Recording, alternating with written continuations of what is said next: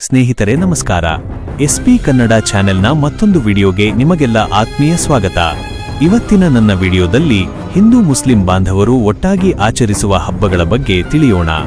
ಅಂತಹ ಹಬ್ಬಗಳು ನಮ್ಮಲ್ಲಿ ಬಹಳಷ್ಟು ಇವೆ. ಅದರಲ್ಲಿ ಮೊಹರಂ ತುಂಬಾ ವಿಶೇಷವಾದ ಹಬ್ಬ. ಈ ವರ್ಷ ಜೂನ್ 26ಕ್ಕೆ ಮೊಹರಂ ಕೊನೆಯ ದಿನ ಇದೆ. ನನ್ನ ಸ್ನೇಹಿತರು ಊರಿಗೆ ಬಾ ಅಂತ ಫೋನ್ ಮಾಡಿದ್ರು. ನಾನು ಅವನಿಗೆ ಕೇಳಿದೆ, ಮೊಹರಂ ಏಕೆ ಆಚರಿಸುತ್ತೇವೆ, ಅದರ ಹಿನ್ನೆಲೆ ನಿನಗೆ ಗೊತ್ತಾ ಅಂತ. ಗೊತ್ತಿಲ್ಲ ಅಂತ ಆತ ಹೇಳಿದ. ನಾನು ಈ ವಿಡಿಯೋದಲ್ಲಿ ಮೊಹರಂ ಹಬ್ಬ ಏಕೆ ಆಚರಿಸುತ್ತೇವೆ, ಅದರ ಹಿನ್ನೆಲೆ ಏನು ಎಂಬುದನ್ನು ತಿಳಿಸುವುದಕ್ಕೆ ಪ್ರಯತ್ನ ಪಡ್ತೀನಿ. ವಿಡಿಯೋ ತುಂಬಾ ಇಂಟ್ರೆಸ್ಟಿಂಗ್ ಆಗಿದೆ, ಸ್ಕಿಪ್ ಮಾಡದೆ ಕೊನೆಯವರೆಗೆ ನೋಡಿ. ಯಾರೆಲ್ಲ ಹೊಸದಾಗಿ ನನ್ನ ಚಾನೆಲ್ ನೋಡ್ತಾ ಇದ್ದೀರಿ, ದಯವಿಟ್ಟು ಬೆಲ್ ಬಟನ್ ಒತ್ತಿ ಸಬ್ಸ್ಕ್ರೈಬ್ ಮಾಡಿ ನನಗೆ ಸಪೋರ್ಟ್ ಮಾಡಿ. ನಮಗೆಲ್ಲ ತಿಳಿದಿರುವ ಹಾಗೆ ಮೊಹರಂ ಪ್ರತಿ ವರ್ಷ ಬೇರೆ ಬೇರೆ ತಿಂಗಳಲ್ಲಿ ಬರುತ್ತೆ. 10 ದಿನ ನಡೆಯುವಂತಹ ಈ ಹಬ್ಬದಲ್ಲಿ ಮಸೀದಿಗಳಲ್ಲಿ ದೇವರನ್ನು ಕೂಡಿಸಿ ಮಾಲ್ದಿ ನೈವೇದ್ಯ ಮಾಡಿ ಮಕ್ಕಳಿಗೆ ಲಾಡಿ ತೂಡಿಸಿ ಪ್ರತಿದಿನ ಎಲ್ಲಾ ಧರ್ಮದ ಜನರು ಒಟ್ಟಾಗಿ ಕುಣಿದು ಕುಪ್ಪಳಿಸಿ ಬಹಳ ಸಂತೋಷದಿಂದ 10ನೇ ದಿನ ದೇವರನ್ನ ದಫನ್ ಮಾಡುತ್ತೇವೆ. ನಿಜವಾಗಲೂ ಈ ಹಬ್ಬ ಶೋಕಾಚರಣೆಯ ಹಬ್ಬವಾಗಿದೆ. ಒಂದು ಭೀಕರ ದುರಂತ ಕಥೆಯೊಂದನ್ನ ಇದು ನೆನಪಿಸುತ್ತದೆ. ಹೌದು ಸ್ನೇಹಿತರೆ, ಬಹಳ ಕಡೆ ಈ ಹಬ್ಬದ ದಿನಗಳಲ್ಲಿ ರಕ್ತದಾನ ಶಿಬಿರ, ದಾನ ಧರ್ಮ ಮಾಡುವುದು, ಊಟ ಹಾಕಿಸುವುದರ ಮೂಲಕ ಶೋಕಾಚರಣೆ ಮಾಡುತ್ತಾರೆ. ಇರಾಕ್ ದೇಶದ ಕರಾಬಾಲ ಎನ್ನುವ ಪ್ರದೇಶದಲ್ಲಿ ನಡೆದ ಒಂದೇ ಕುಟುಂಬದ 73 ಜನರ ತ್ಯಾಗ ಮತ್ತು ಬಲಿದಾನವನ್ನ ಈ ಹಬ್ಬ ನೆನಪಿಸುತ್ತದೆ. ಮೊಹರಂ ಅಂತ ಹೆಸರು ಏಕೆ ಅಂದ್ರೆ, ಇಸ್ಲಾಂ ಧರ್ಮದ ಕ್ಯಾಲೆಂಡರ್ನಲ್ಲಿ ಬರುವ ಮೊದಲ ತಿಂಗಳಿನ ಹೆಸರು ಮೊಹರಂ ಅಂತ. ಇದೇ ತಿಂಗಳಿನ ಸಮಯದಲ್ಲಿ ಆ ಮಹಾದುರಂತ ನಡೆದಿದ್ದರಿಂದಾಗಿ ಆಗಿನಿಂದ ಈ ತಿಂಗಳಿನ 10 ದಿನಗಳನ್ನು ಮೊಹರಂ ಹಬ್ಬ ಅಥವಾ ಶೋಕಾಚರಣೆಯ ದಿನಗಳಾಗಿ ಆಚರಿಸುತ್ತಾ ಬಂದಿದ್ದಾರೆ. ಕಥೆ ಶುರುವಾಗುವುದು ಸುಮಾರು 1300 ವರ್ಷಗಳ ಹಿಂದೆ. ಮೊಹಮ್ಮದ್ ಪೈಗಂಬರರು ಇಸ್ಲಾಂ ಧರ್ಮದ ನಾಯಕರಾಗಿದ್ದು ಅತ್ಯಂತ ಒಳ್ಳೆಯ ರೀತಿಯಲ್ಲಿ ಜನಸೇವೆ ಮಾಡ್ತಾ ಇರ್ತಾರೆ. ಅವರ ಮರಣದ ನಂತರ ಅವರ ಮಗಳ ಗಂಡನಾದ, ಅಂದರೆ ಇವರ ಅಳಿಯನಾದ ಹಜರತ್ ಅಲಿ ಅವರು 4ನೇ ಖಲೀಫರಾಗಿ ರಾಜ್ಯವನ್ನು ಮುನ್ನಡೆಸುತ್ತಾರೆ. ಇಲ್ಲಿ ಖಲೀಫಾ ಅಂದರೆ ರಾಜ್ಯದ ನಾಯಕ ಅಂತ ಅರ್ಥ. ಇವರು ಖಲೀಫರಾಗಿದ್ದು ಮುರಬ್ನ ರಾಜ ಮುಹಾಬಿಯ ಅನ್ನುವವರಿಗೆ ಇಷ್ಟ ಆಗುವುದಿಲ್ಲ. ಸತತವಾಗಿ ಹಜರತ್ ಅಲಿ ಅವರ ಮೇಲೆ ಮುಹಾಬಿಯ ರಾಜ ಏನು ಮಾಡ್ತಾ ಇರ್ತಾನೆ ಅಂದರೆ ಯುದ್ಧವನ್ನು ಸಾರ್ತಾ ಇರ್ತಾನೆ.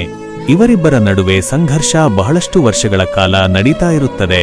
ಹಜರತ್ ಅಲಿ ಅವರು ಮಸೀದಿಯಲ್ಲಿ ಅತ್ಯಂತ ಪವಿತ್ರವಾಗಿ ನಮಾಜ್ ಮಾಡ್ತಾ ಇರುವಂತ ಸಮಯದಲ್ಲಿ ಅವರನ್ನು ಮೋಸದಿಂದ ಕೊಲ್ಲಲಾಗುತ್ತೆ. ಹಜರತ್ ಅಲಿ ಮತ್ತು ಫಾತಿಮರ ಮಕ್ಕಳಾದ ಇಮಾಮ್ ಹಸನ್ ಮತ್ತು ಇಮಾಮ್ ಹುಸೇನ್ ಅವರು ಅಧಿಕಾರವನ್ನು ಮುನ್ನಡೆಸಿಕೊಂಡು ಬರ್ತಾರೆ. ಇಲ್ಲಿ ಆಗಲೂ ಕೂಡ ಈ ಒಂದು ಮುಹಾಬಿಯ ರಾಜ ಇವರ ಮೇಲೆ ಕೂಡ ಯುದ್ಧವನ್ನು ಸಾರೋದಕ್ಕೆ ಶುರು ಮಾಡ್ತಾನೆ. ಯುದ್ಧ ಮತ್ತು ರಕ್ತಪಾತದಿಂದ ಬೇಸತ್ತಂತ ಹಜರತ್ ಅಲಿ ಅವರ ದೊಡ್ಡ ಮಗ ಇಮಾಮ್ ಹಸನ್ ಏನು ಮಾಡ್ತಾನೆ ಅಂದರೆ, ಸೀದಾ ಮುಹಾಬಿಯ ಅವರ ಹತ್ರ ಹೋಗಿ, ನೀನು ಯುದ್ಧವನ್ನು ಇಲ್ಲಿಗೆ ನಿಲ್ಲಿಸು. ನಿನಗೆ ಖಲೀಫಾ ಆಗುವ ಆಸೆ ಇದ್ದರೆ ನೀನು ಖಲೀಫನಾಗಿ ರಾಜ್ಯವನ್ನು ಮುನ್ನಡೆಸಬಹುದು. ಆದರೆ ಒಂದು ಷರತ್ತಿನ ಮೇಲೆ, ನಿನ್ನ ಜೀವಿತಾವಧಿವರೆಗೂ ನೀನು ಇರುವವರೆಗೂ ನೀನು ಖಲೀಫನಾಗಿ ರಾಜ್ಯಭಾರ ಮಾಡು.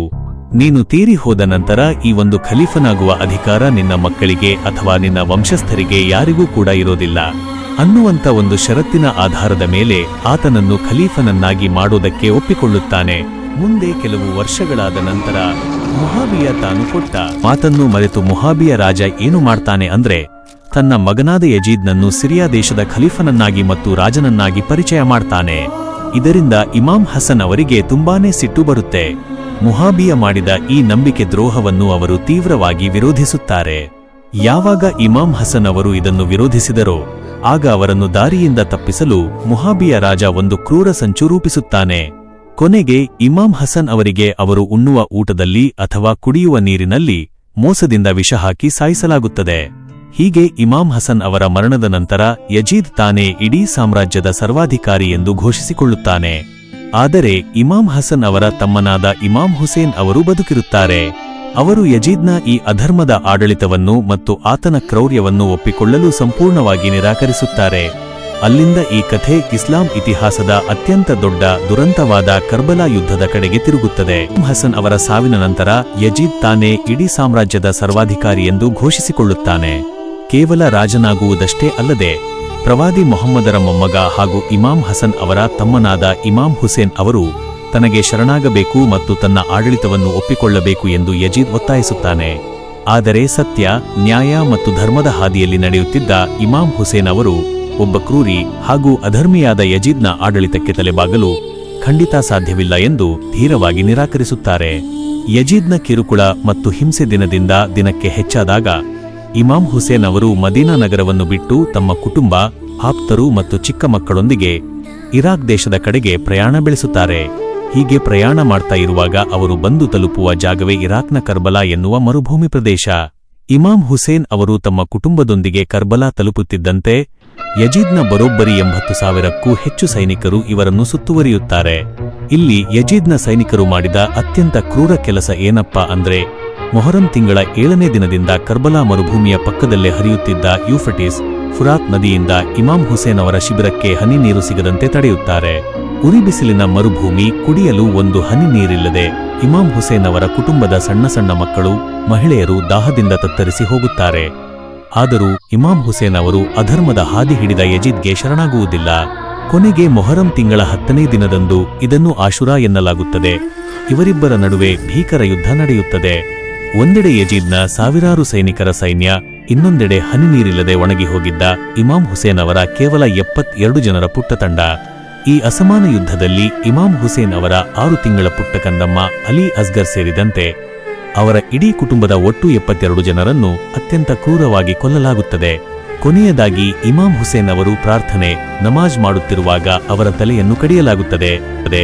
ಸ್ನೇಹಿತರೆ, ಇಸ್ಲಾಂ ಧರ್ಮದ ಉಳಿವಿಗಾಗಿ, ಸತ್ಯ ಮತ್ತು ನ್ಯಾಯಕ್ಕಾಗಿ ಪ್ರವಾದಿ ಮೊಹಮ್ಮದರ ಇಡೀ ವಂಶವೇ ಕರ್ಬಲಾದಲ್ಲಿ ಬಲಿದಾನವಾಯಿತು. ಈ ಮಹಾನ್ ತ್ಯಾಗದ ನೆನಪೇ ಮೊಹರಂ. ಇದೇ ಕಾರಣಕ್ಕೆ ಮೊಹರಂ ಕೇವಲ ಹಬ್ಬವಲ್ಲ, ಅದೊಂದು ಶೋಕಾಚರಣೆ. ನಮ್ಮ ಹಳ್ಳಿಗಳಲ್ಲಿ ಹಿಂದೂ ಮುಸ್ಲಿಂ ಬಾಂಧವರು ಒಟ್ಟಾಗಿ ಆಚರಿಸುವ ಪದ್ಧತಿಯಲ್ಲಿ ಹಾಡುವ ಲಾವಣಿ ಪದಗಳು ಅಥವಾ ರಿವಾಯತ್ ಪದಗಳು ವಾಸ್ತವವಾಗಿ ಕರ್ಬಲಾ ಯುದ್ಧದ ಕರುಣಾಜನಕ ಕಥೆಯನ್ನೇ ಹೇಳುತ್ತವೆ. 10ನೇ ದಿನ ದೇವರನ್ನು ದಫನ್ ಮಾಡುವುದು ಎಂದರೆ ಕರ್ಬಲಾದಲ್ಲಿ ಹುತಾತ್ಮರಾದ ಇಮಾಮ್ ಹುಸೇನ್ ಅವರ ಅಂತ್ಯಕ್ರಿಯೆಯ ಸಂಕೇತವಾಗಿದೆ. ನೋಡಿದ್ರಲ್ಲ ಸ್ನೇಹಿತರೆ, ಮೊಹರಂ ಹಬ್ಬದ ಹಿಂದಿರುವ ಈ ಭಾವುಕ ಮತ್ತು ಐತಿಹಾಸಿಕ ಹಿನ್ನೆಲೆ ನಿಮಗೇನಾದರೂ ಇಷ್ಟವಾಗಿದ್ದರೆ ದಯವಿಟ್ಟು ಈ ವಿಡಿಯೋವನ್ನು ಲೈಕ್ ಮಾಡಿ, ನಿಮ್ಮ ಸ್ನೇಹಿತರೊಂದಿಗೆ ಶೇರ್ ಮಾಡಿ. ಹಾಗೆ ನಿಮ್ಮ ಅನಿಸಿಕೆಗಳನ್ನು ಕಮೆಂಟ್ ಬಾಕ್ಸ್ನಲ್ಲಿ ತಿಳಿಸಿ. ಯಾರೆಲ್ಲ ಇನ್ನೂ ಸಬ್ಸ್ಕ್ರೈಬ್ ಮಾಡಿಲ್ಲವೋ ದಯವಿಟ್ಟು ಸಬ್ಸ್ಕ್ರೈಬ್ ಮಾಡಿ, ಸಪೋರ್ಟ್ ಮಾಡಿ. ಮುಂದಿನ ವಿಡಿಯೋದಲ್ಲಿ ಮತ್ತೊಂದು ಇಂಟ್ರೆಸ್ಟಿಂಗ್ ವಿಷಯದೊಂದಿಗೆ ಸಿಗುತ್ತೇನೆ.